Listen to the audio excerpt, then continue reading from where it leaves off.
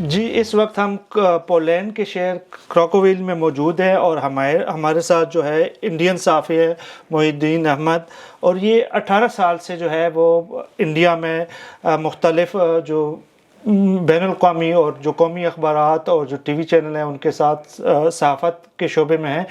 तो आज हम कोशिश करेंगे कि एक इंडियन सहाफ़ी पाकिस्तानी सहाफ़त के बारे में क्या समझता है और एक पाकिस्तानी सहाफ़ी जो है वो इंडियन सहाफ़त के हवाले से क्या, तो हम एक दूसरे के साथ जो अपने तजुर्बात है वो शेयर करेंगे। तो बहैसियत इंडियन सहाफ़ी जब आप पाकिस्तानी सहाफ़त को देखते हैं तो आप क्या समझते हैं? बहुत बहुत शुक्रिया यूनुस साहब। देखिए, पाकिस्तानी सहाफ़त और हिंदुस्तानी सहाफ़त दोनों को अगर देखा जाए तो बहुत सारे अच्छे जर्नलिस्ट हमारे दोनों ममालिक में रहे हैं, दोनों बहुत मेहनत से काम करते हैं। लेकिन अफ़सोस की बात थोड़ा ये है कि एक दूसरे ममालिक की जब कवरेज की बात आती है तो उसमें थोड़े प्रेजुडिसेस ज़्यादा दिखाई देते हैं, सच्चाई को थोड़ा कम दिखाई देता है। और बहुत ज़्यादा ज़रूरत है कि ऑन ग्राउंड एक दूसरे ममालिक के जर्नलिस्ट जाएं, इधर वाले लोग उधर जाएं, पाकिस्तान से लोग हिंदुस्तान आएँ, सच्चाई को देखें और फिर वो रिपोर्ट करें, जिससे कि देखने वालों को ज़्यादा सच्चाई के बारे में पता लगेगा। और जो दिमाग में सोच बना रखी है लोगों ने, या जिसके लिए मीडिया भी थोड़ी ज़िम्मेदार है, उसको हम ख़त्म करके एक सच्ची तस्वीर दोनों ममालिक की पैदा कर सकते हैं। बिल्कुल, आपकी बात बहुत अच्छी है और आप दोनों ममालिक के साथ पीपल टू पीपल कंटेक्ट की बात कर रहे हैं, आप मोहब्बत की बात कर रहे हैं, आप ताल्लुक आवाम के और सहाफ़ियों का आपस में एक्सचेंज प्रोग्राम के वाले से बात कर रहे हैं। और ये होना भी चाहिए क्योंकि सहाफ़ी जो होते हैं वो किसी भी माशरे का आईना होते हैं और वही आवाम वही देखती है जो हमारा मीडिया, सोशल मीडिया उनको दिखाता है। लेकिन आप क्या नहीं समझते कि हमारे यहाँ जो सहाफ़त है वो उसके उलट हो रही है? हम नफ़रत जो है, अगर पाकिस्तान में है तो हम इंडिया को जो है ना वो अवाम को जो है बहैसियत की हमारे दुश्मन मुल्क है।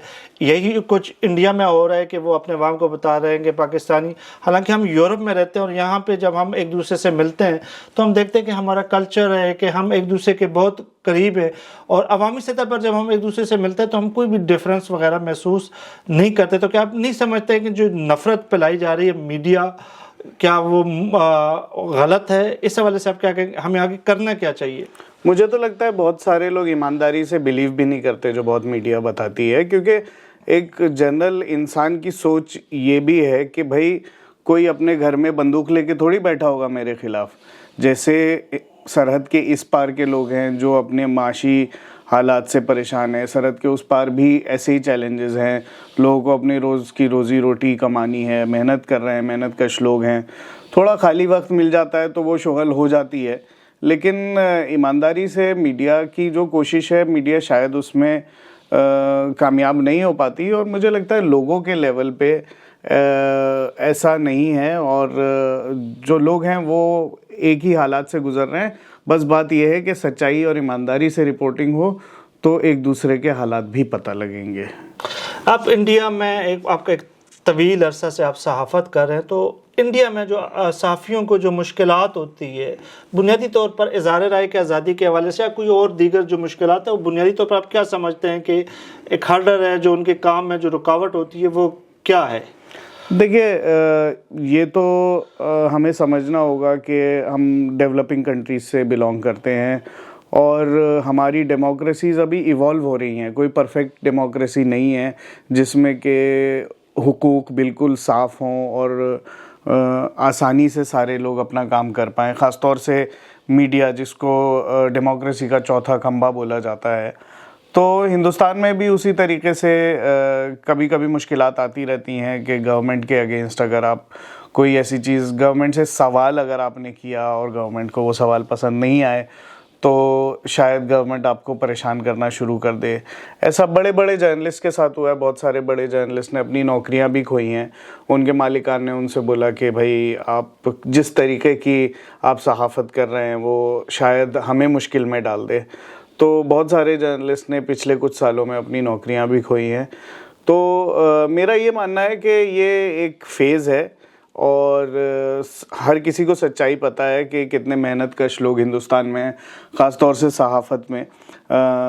तो एक ये दौर है, मुझे ये उम्मीद है कि ये दौर निकल जाएगा और दोबारा से हिंदुस्तान के जो अच्छे सहाफ़ी हैं, जो कि सरकार के हर किसी फैसले पे सवाल करते हैं, जो कि करना भी चाहिए। यूनिवर्सिटी में बच्चों को पढ़ाया जाता है, सहाफ़त के स्टूडेंट्स को, कि आपको सरकार हो या कोई भी पोजीशन ऑफ पावर में बैठा हो, उससे आप सवाल करें कि आपने मेरे हक़ में ये फ़ैसला कैसे कर लिया।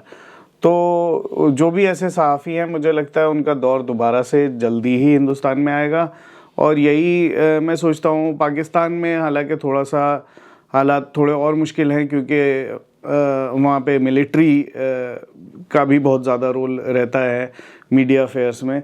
लेकिन मुझे यही उम्मीद है कि एक कहावत है कि खरबूजे को देख के खरबूजा रंग बदलता है, तो काश ये दोनों खरबूजे एक रंग के और अच्छे खुश रंग हो जाएं। मैं जिस तरह अभी आपने बात की है, मैं इंडियन मीडिया के लिए भी काम करता हूँ, पाकिस्तानी मीडिया के साथ भी मैं काम करता हूँ। और जिस तरह आपके सहाफ़ियों की मुश्किलात की बात की है, तो पाकिस्तान में भी हमने देखा कि वो लोग जो कि हमारे यहाँ एक इससे उलट है। हम जब सियासी रहनुमाओं के खिलाफ बात करते हैं सहाफ़ी, उनके लिए कोई मसाइल नहीं होते। लेकिन हम जब फ़ौज के सियासी किरदार या मिलिट्री इस्टेब्लिशमेंट के खिलाफ बात करते हैं, तो सहाफ़ियों को बहुत से मसाइल का भी सामना करना पड़ता है, नौकरियों से भी जाना पड़ता है। और जो आप बता रहे हैं जो आपके मुल्क में है, तो वही कुछ हमारे यहाँ भी इसी तरह के मसाइल का सामना करना पड़ता है। और जो रेड लाइन है आप के मुल्क में, वो ये है कि अगर आप कुछ हुकूमती क्योंकि मैं ख़ुद इंडियन मीडिया के साथ काम करता हूँ ना, मैं देखता हूँ कि पाकिस्तान में जो मैं एक फ़र्क महसूस करता हूँ वो ये है कि अगर हम हुकूमत के ख़िलाफ़ भी बात करें तो हमारे लिए कोई मसला मसाइल नहीं होते। लेकिन इंडिया में जो चैनल है, चाहे वो प्राइवेट चैनल हो या स्टेट चैनल हो, तो वो हुकूमत के हवाले से बात करते हैं। आज़ादाना बातचीत वो बहुत सहाफ़ी के लिए मुश्किल होता है कि वो बात करना। कदगन वगैरह वो हमें चीज़ समझ आती है कि उनकी जो पॉलिसी है वो हमें सारे ऐसे ही लगता है जैसे नेशनल टेलीविज़न में बैठे हैं और हुकूमती पॉलिसी ही बयान करनी। जबकि पाकिस्तान में हमारे जो सहाफ़ी होते हैं वो इस मिलिट्री इस्टेब्लिशमेंट के ख़िलाफ़ भी बात करते हैं, हुकूमतों के ख़िलाफ़ भी, अपोजिशन के ख़िलाफ़ भी बात करते रहते हैं। तो क्या आप नहीं समझते हैं कि उसमें थोड़ी सी जो है वो तब्दीली होनी चाहिए? ये जो चीज़ें चल रही हैं सहाफ़त के लिए, ये अच्छी नहीं है? नहीं, तब्दीली तो बिल्कुल डिज़ायरेबल है, तब्दीली होनी चाहिए, कल के बदले आज हो जानी चाहिए। बहरहाल जहाँ तक हिंदुस्तानी मीडिया का सवाल है, देखिए जैसे भी ऐसे जर्नलिस्ट हैं जो कि सरकार से सवाल कर रहे हैं, वो लेगेसी मीडिया छोड़ के यूट्यूब पे अब आ गए हैं। ठीक है, उनके अपने प्राइवेट यूट्यूब चैनल्स हैं और अभी भी हालात इतने ज़्यादा ख़राब नहीं हुए। मतलब उनके मालिकों को उनके सवालात पसंद नहीं आते थे, चाहे गवर्नमेंट उन पे प्रेशर डालती हो या कोई और वजूहात रहें इस चीज़ की। लेकिन हाँ, अभी यूट्यूब पे जो अपने चैनल्स बड़े बड़े सहाफ़ी जो हिंदुस्तान के चला रहे हैं, उसमें वो लगभग खुल के सवाल कर पा रहे हैं गवर्नमेंट से।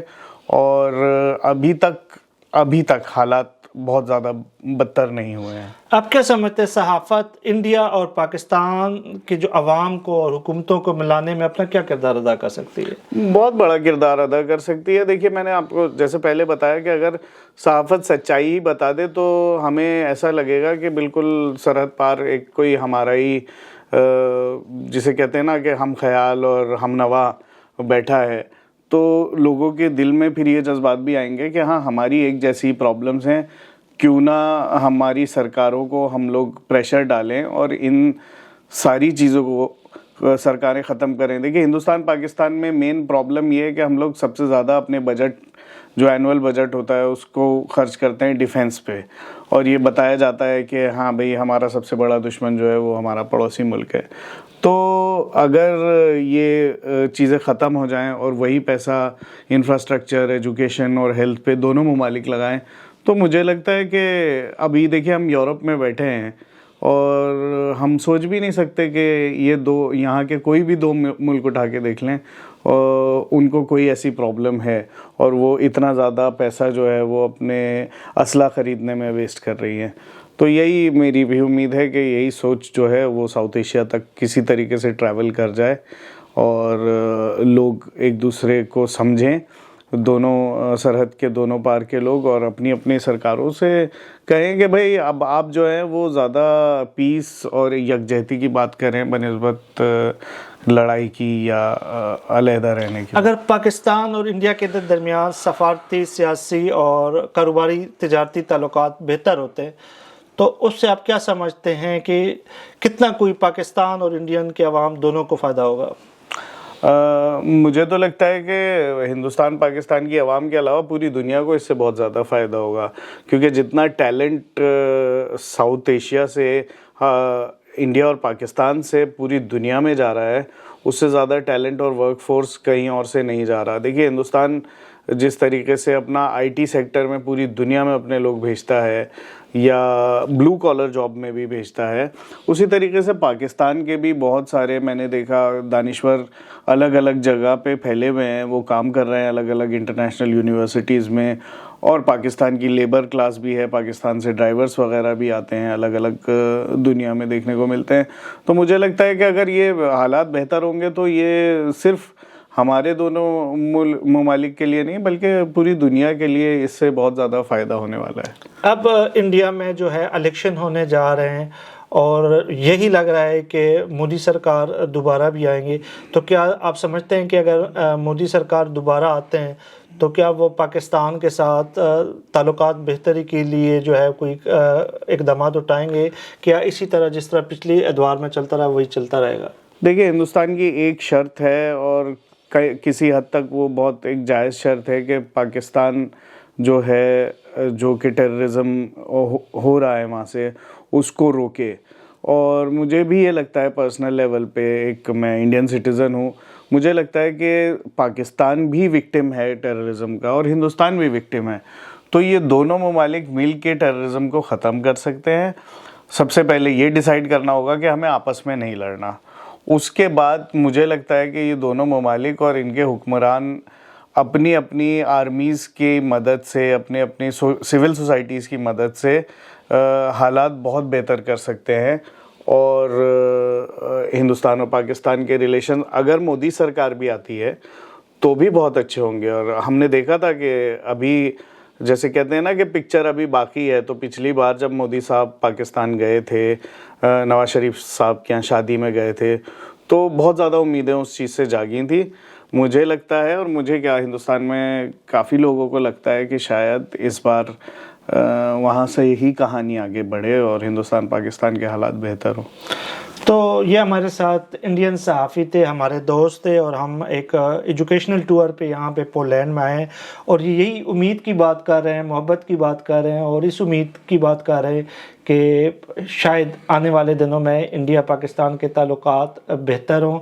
और अगर ताल्लुकात बेहतर होते हैं तो इससे दोनों ममालिक के दरमियान जो है वो उनको माशी तौर पर भी फ़ायदा होगा। हम यूरोप में रह रहे हैं, हम देख रहे हैं कि फ़्रांस और जर्मनी के आपस में जो है वो दुश्मनियाँ थी, इनकी जंगें होती रही हैं, लेकिन अब इन्होंने बॉर्डर खोल दिए हैं, इनकी तिजारत होती है और उसका फ़ायदा पूरी यूरोप का होता है। तो लड़ाई का फ़ायदा कुछ नहीं होता है, अमन और मोहब्बत। आप हमसाया, आपके दुश्मन जो है वो तब्दील हो सकते हैं लेकिन आपका हमसाया तब्दील नहीं हो सकता। हमारे मीडिया को भी जो है इसमें अपना किरदार अदा करना चाहिए, हमें मोहब्बत और अमन की बात करनी चाहिए। और हम यहाँ यूरोप में जब हम रहते हैं तो हम इंडियन, पाकिस्तानी, बांग्लादेश सारों को एशियन ही कहते हैं और तकरीबन ये हम एक ही तरह के समझते हैं। हमारा कल्चर, ट्रेडिशनल, ये वो बुनियादें हैं जो हमें करीब लाने में बहुत ज़्यादा मदद करेगी। बहुत बहुत शुक्रिया, थैंक यू। शुक्रिया।